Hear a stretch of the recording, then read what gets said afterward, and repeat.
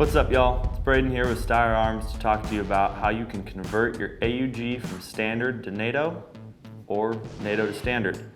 Real quick, for those of you that don't know, we offer the AUG in two models. The standard model uses our proprietary waffle magazines, and the NATO model uses NATO pattern magazines such as your AR-15 would use. So converting your AUG is really simple. Let's say you have a standard. All you need to do to convert it to a NATO would be to purchase a NATO trigger pack and a NATO stock. There are some slight differences in the trigger packs. The easiest way to tell is going to be right here. This is a NATO, so it's solid. The standard is going to have a T-like cut, and that's for the bolt release. First things first, obviously you want to make sure your weapon is clear, which ours is. You're going to push your takedown pin right here. You got to apply a little pressure sometimes. That receiver's a little tight. Pull the receiver out of your stock. Go ahead and set that to the side.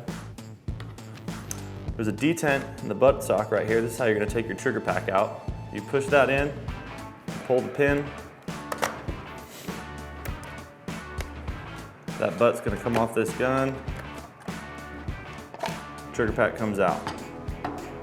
Okay, now that you've got your receiver and your trigger pack out of the old stock, you're going to take your new stock, in this case our NATO. You're going to take your new NATO trigger pack. Sometimes they can be a little tough, but take your butt stock. You're going to want to hook it there on the bottom. Pops in, push that little detent. Slide your pin in. Take your receiver.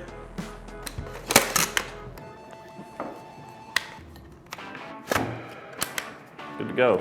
That's all there is to it. You just converted your AUG from standard to NATO. It's just as easy going the other way. You just buy the standard trigger pack and standard stock and do the same steps we just did.